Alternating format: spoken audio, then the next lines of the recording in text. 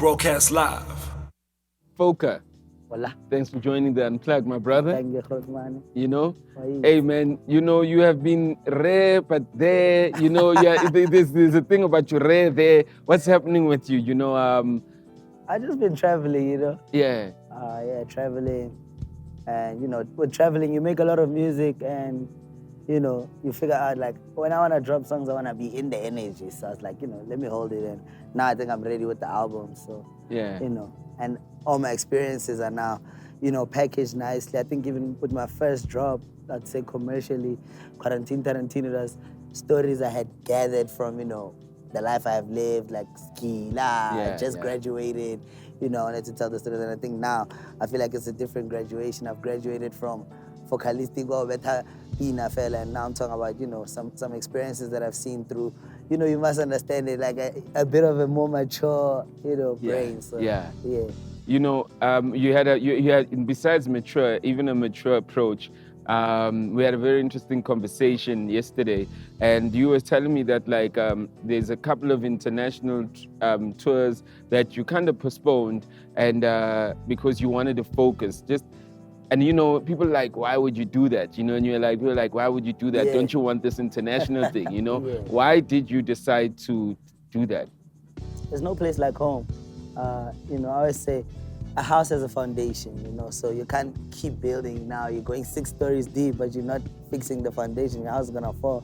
So for me, it was like, you know, I have this music, let me go home and digest it. I'm a musician after all. You know, as much as you're a performing artist, you're a musician first. So I wanted to fix the music, you know, kind of make sure that I'm saying what I actually mean. Yeah. So for me, the touring is better when you have new music. I always say each year I want to change, you know, my last 3 songs in the set and make sure that it's new songs. So Yeah. I had to come back home, fix the music, making a melody sleazy, herc. You know, half the time we're just bragging and making music. So I'm super excited for people to hear it. You know, I'm not gonna lie, for me, the tour is something we can always do, but the music and kind of putting it in a capsule, like a time capsule, what the time we're living in is something that, you know, you can't postpone that. There was something interesting you said, 3310, right? Yeah. You said 3310 was recorded in a trap house with guns. But you said in that Atlanta. In Atlanta, right? But you said that you still never got the essence of South Africa. Yeah. You know, and like, tell me now, inspiration. You know, you get there. What is the creation when you in Atlanta in a trap house versus when you in South Africa with Herc and Brian? I was, you know, what is that like? You know what I mean? Both when you have that inspiration, what are you pulling from? To be quite honest with you, as much as I said, you know, recording that, it felt like I didn't have the South African essence, but there's a different type of inspiration, you know? You have different hustlers and, you know, all that gun. Obviously, you know, the first time I recorded, they're like, the guy who recorded me had recorded Davido the first time he landed in Atlanta. Yeah. So he's like, you like Davido, you guys are all scared, like, to just make the song. And it's like, it's uncomfortable, man. But once you get into it, you realize it's just that they hustle. Yeah. You know, as much as I said trip to get peanut taco guys, that's their kasi. Yeah, And that's their hustle. That's what they're doing, you know? Yeah. You gotta stay safe, you gotta stay strapped. You're recording with guns, 100,000 cash sitting right there. That's the studio. The first rule of the studio was keep your guns concealed. I was like, so out of every rule you could think of, there's keep your gun concealed. You know, it's just a different type of inspiration. But when you come home, it feels kind of like, you know, where you're concluding your essay. Like, I've experienced everything, and now in conclusion, this is what it means for Pitori Maradona. Like, I can digest it now. Now I'm looking at everything from where it started. Yeah. So I think that's what completed the album for me. It was being able to say, okay, I've experienced this. I've experienced being in Berlin and seeing those parties. I've experienced being in Atlanta, seeing guns. You know, we saw Future pass in a motorcade, and it's like, yo, he's really in parole. Like, you know, he has to move like 20 cops. And it's like, what does that mean for me? You understand? Because everything else doesn't mean anything if you know, kind of you assimilate into that. No, I still do it for people like guys. I do it for the inspiration. I do it for Manola and Tingo guys. That's when I'm zone 2. I want him to be inspired. I want him to have that story. You know, that's why I think I always say when I drive through the hood, like, I'll let the windows down. I want everyone to be inspired. Like, I'm starting to understand the position I'm in, the responsibility I have. you know, Davido's literally been very friendly to a lot of guys, you know, in South Africa, but he really hit it off with you, you know? Yeah. What was it like you feel that like really got you guys connected? Because I mean, he started off jumping on the remix, but like there was so much more that was coming, you know what I mean? Just from the even his own co-sign. Yeah. I think with me and David, it was a brotherly relationship, and another important thing is maybe got Pitori. Oh, okay. So that was the first time we met. It was in Pretoria. They were playing my music back to back.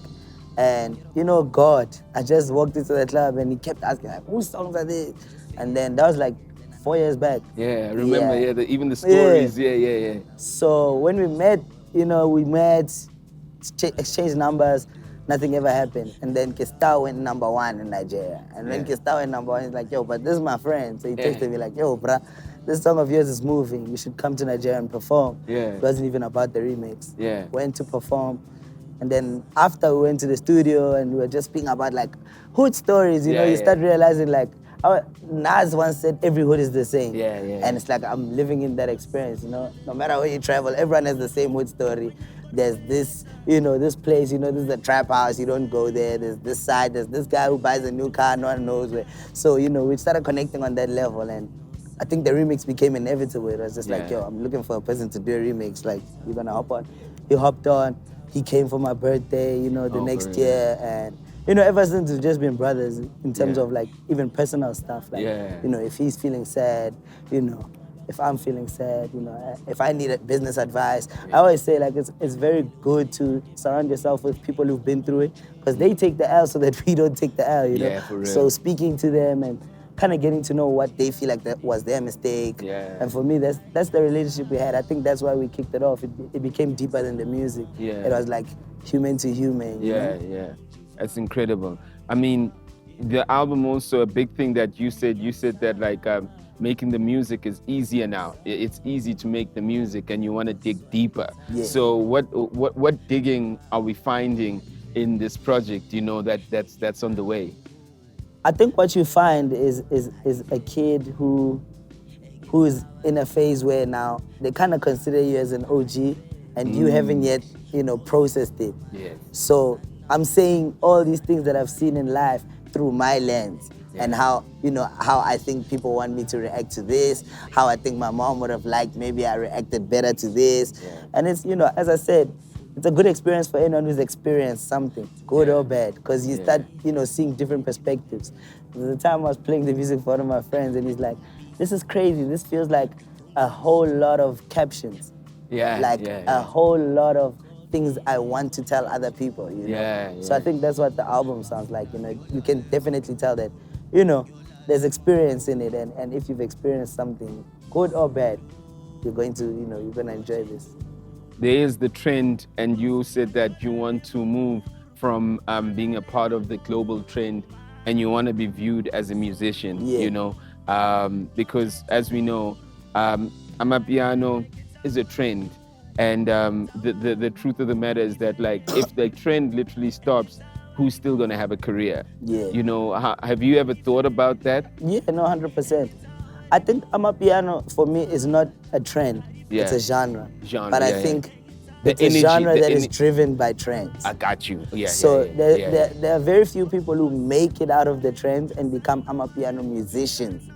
You know, like, you don't look at Kabza the Small and say, he's chasing a certain trend. No, it feels like, you know, he sits and kind of sculptures a project that he wants you to take your time with. You know, and that's what I was speaking about. You know, I feel like I've done the, you know, you've gotten the plaques for, you know, the dance challenges, but I want to say something, you know. I started this with hip hop, and there's this responsibility. I feel like nobody's in my position and saying something. You know, speaking about, for example, Ketaba di Puo Tawatu. You know, we're living in a phase where Twitter can just change your life in 10 minutes.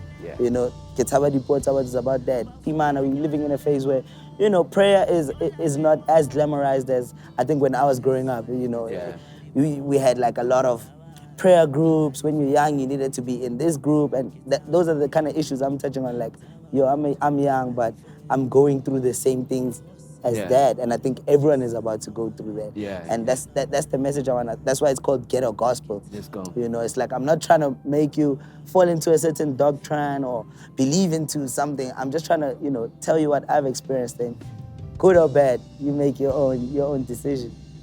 Foca, we're looking forward to the album, you know, and thanks for joining us on the Unplug. Thank Of you. course, you know, like I said to you yesterday, I'm glad you found your voice, you know, and like, please, man, use that voice, tell the story, and become the musician that you are. Yeah. Because I did say that, like, you know, besides, for me personally, with all due respect, I feel that like you the only guy that like literally like has what Jabba had also, where you're able to mix the rap and also mix like the party.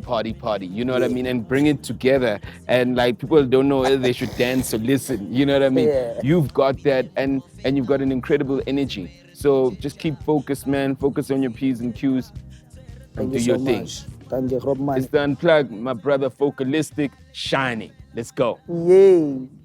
Broadcast live